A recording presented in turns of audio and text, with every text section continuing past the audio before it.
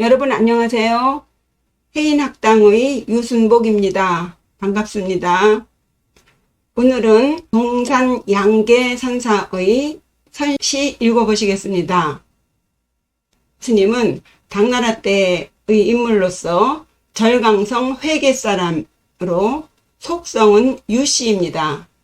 어려서 마을 근처에 있는 절에 출가한 후에 20세에 구족계를 받았고 이후 여러 선지식을 참여하다가 운암 담성 스님의 법을 잊게 됩니다.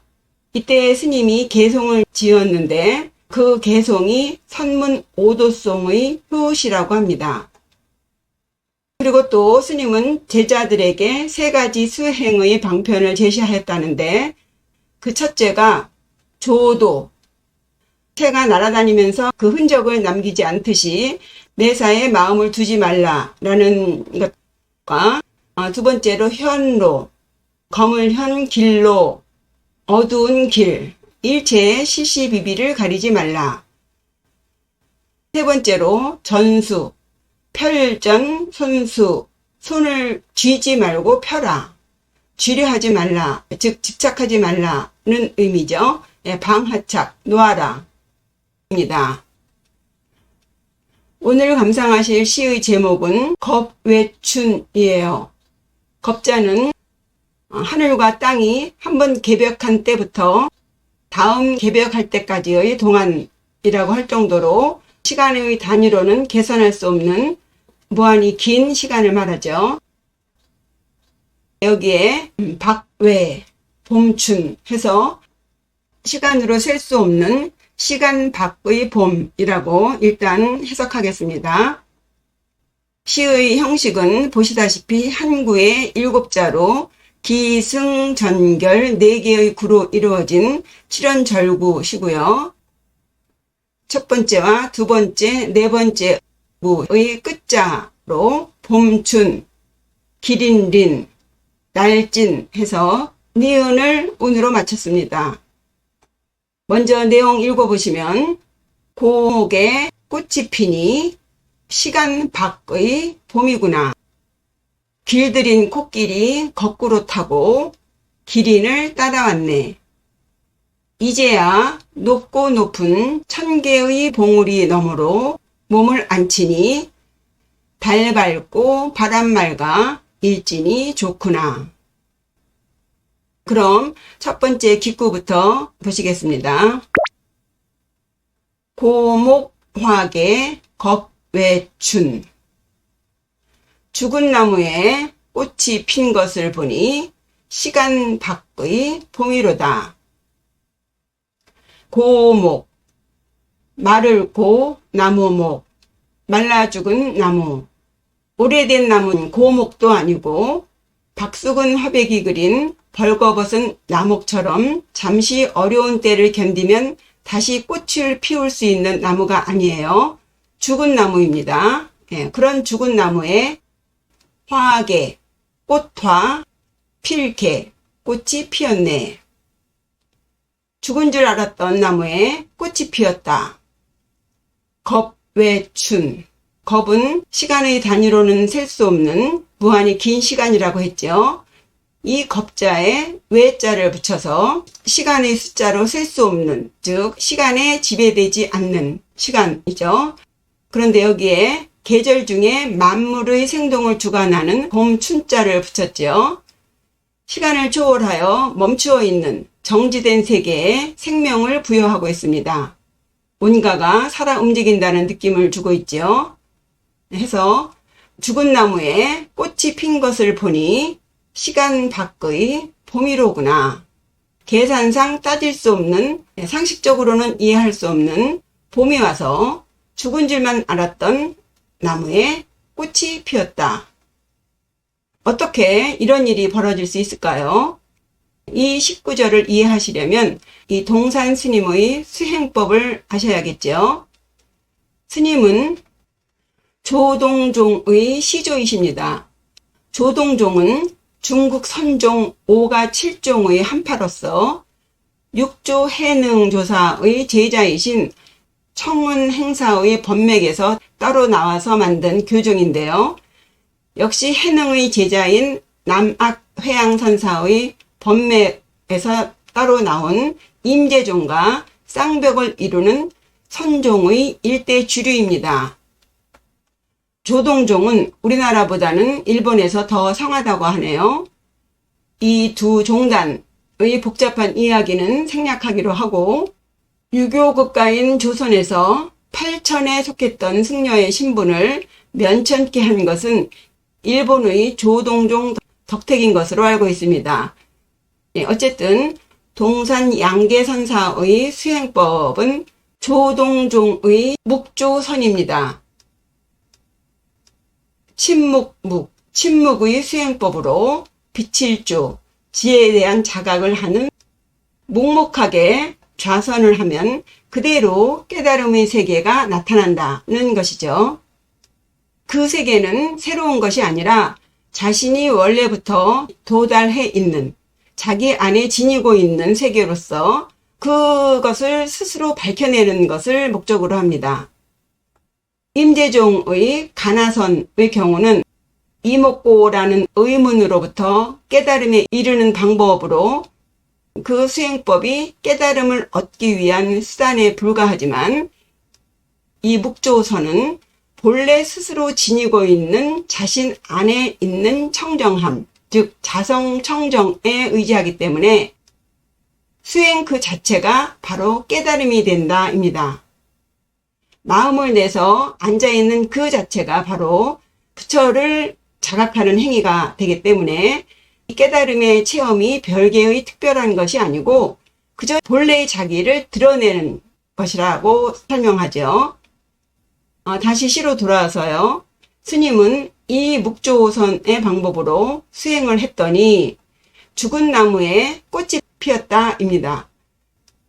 좀 더 구체적으로 말하면 선수행법으로 선정이 되면 혼은 몸을 떠나서 절대 자유의 경지에서 논이게 됨과 동시에 몸은 숨도 쉬지 않고 점점 굳게 되는데, 그 기간이 길어지면 죽었다 혹은 입적하셨다고 하는 거죠. 스님은 그 상태를 고목이라고 표현한 거예요. 도의 경지에 따라서 겁외의 시간이 오면 혼이 다시 몸으로 돌아와서 몸을 움직여 마치 생명을 다시 얻은 것과 같다. 그것을 봄이 왔다 하고 그러한 상태를 죽은 나무에 꽃이 피었다고 표현한 것입니다. 이 장면은 장자의 호전명의 예를 들어서 도연명의 의고 일수에서 설명한 바 있습니다. 그 동영상을 참고해 주세요. 그렇게 스님은 이 기구에서 자신이 시간의 지배를 벗어난 경지를 표현했고, 이어서 승구에서는 그러한 경지가 되자 다시 중생계로 내려오는 장면을 표현합니다. 도기 옥상 진기린, 길들인 코끼리를 거꾸로 타고 기린을 따라왔네. 도기, 거꾸로도 탈기, 옥상, 코끼리상. 여기서 옥상은 옥으로 만든 코끼리가 아니라 이 옥자는 미칭으로 아름다운 코끼리입니다. 코끼리는 신이 타고 다닌다고 하는 불교를 상징하는 상서로운 동물, 영수이죠. 해서 도기 옥상 하면 옥같이 아름다운 코끼리를 거꾸로 타고 인데요. 이 구절은 불교의 선종에서 본성을 찾는 것을 소를 찾는 것에 비유해서 그린 선화인 심우도로 설명할 수 있겠습니다. 심우도는 선의 수행 단계를 10단계로 나누어서 설명을 하는데요. 5번째 목우의 단계는 소를 먹여 기른다는 뜻으로 소를 길들이다, 즉 마음을 다스리는 단계를 말합니다. 그리고 다음 6번째 단계가 기우귀가라 해서 잘 길들인 소를 타고 집으로 돌아가는 단계입니다. 이때 소는 이미 잘 다스려졌기 때문에 그저 되는 대로 편하게 소 등에 탄 채 구멍 없는 피리를 불며 무심하게 소가 가는 대로 가는 상황을 그린 장면이에요. 이러한 상황을 이 시에서는 소 대신 불가의 상서로운 동물인 코끼리를 등장시켜서 잘 길들였다는 의미로 코끼리 앞에 옥자를 붙인 것입니다. 그리고 독이 거꾸로 탄다 라는 시어는 동자가 소 등에 앉아서 구멍 없는 피리를 불면서 유유자적하며 가듯이 코끼리를 자유자재로 부린다는 의미입니다.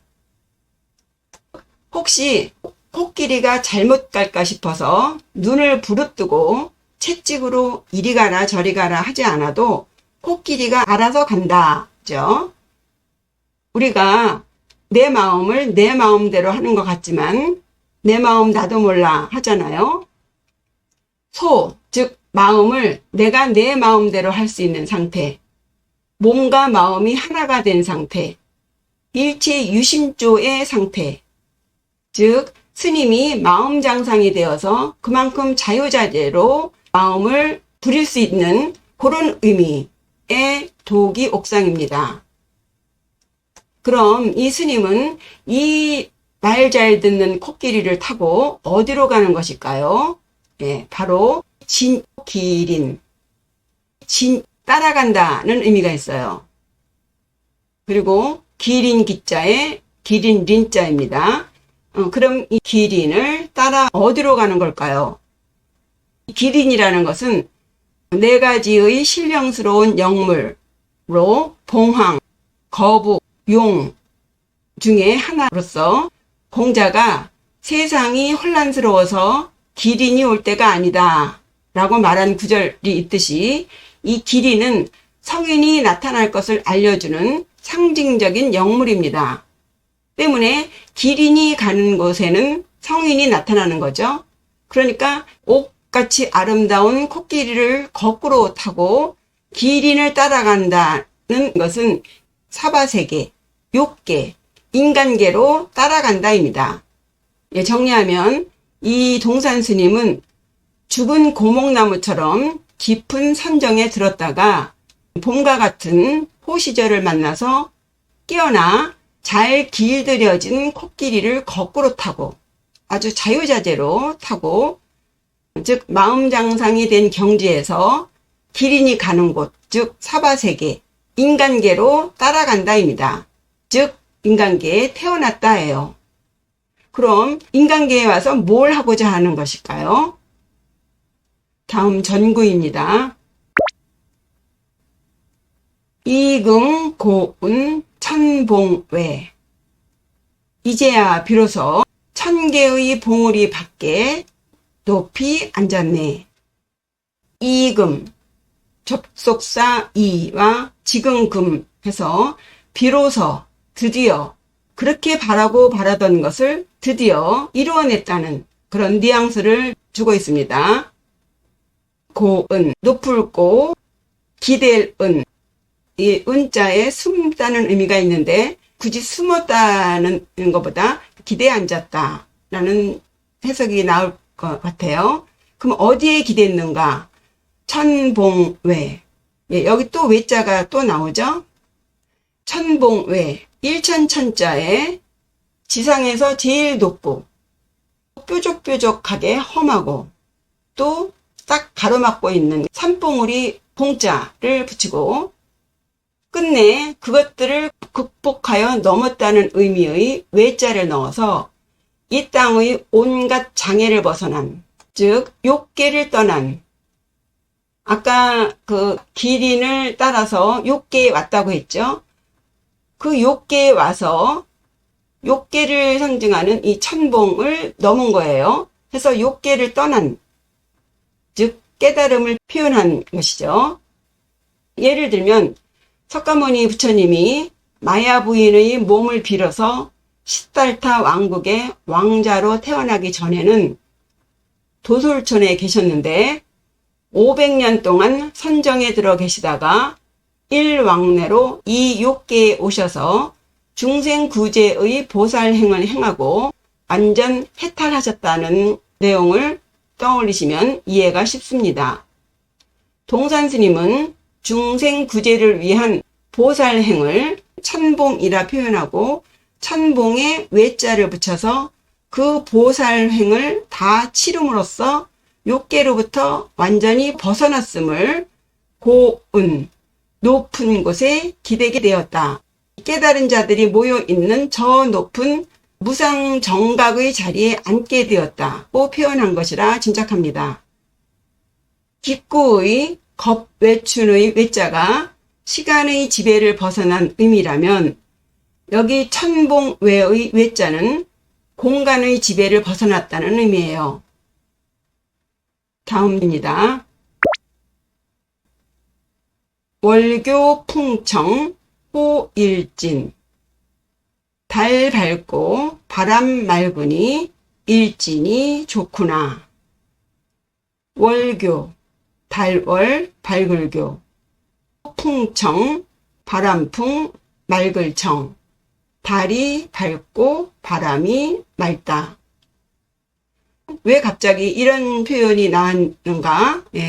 쉽게 예를 들면 옛날 전 대통령인 노태우 씨가 대통령으로 완전히 확정이 됐을 때 새벽에 국민들에게 인사하러 문 앞에 나오자 기다리고 있던 기자들이 막 후레쉬를 터뜨리면서 한 말씀 하시라고 하니 그때 노태우 씨가 하늘을 쳐다보면서 아, 오늘 참 날씨가 좋군요 했어요.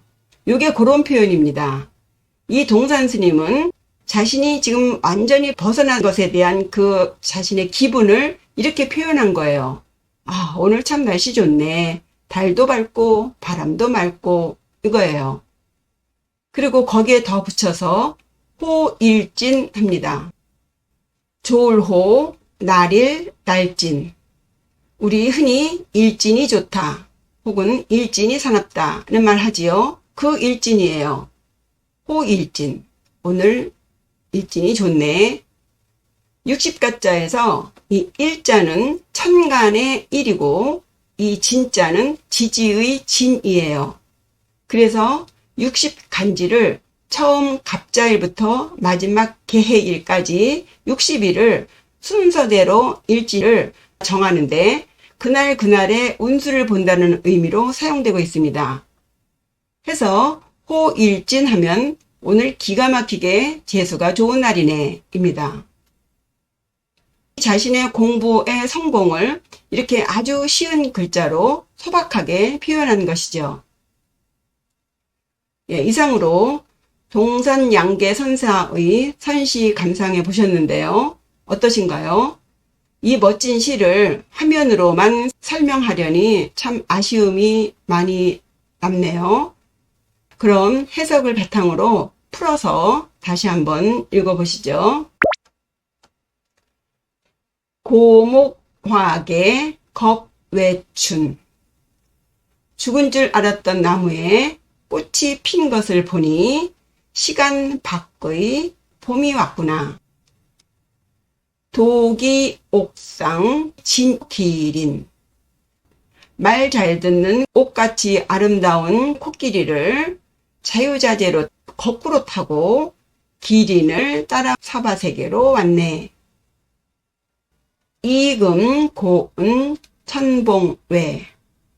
이제 드디어 천개의 봉우리 밖에 높이 기대게 되었으니 욕계를 넘어 부처의 자리에 앉았으니 월교 풍청 호일진.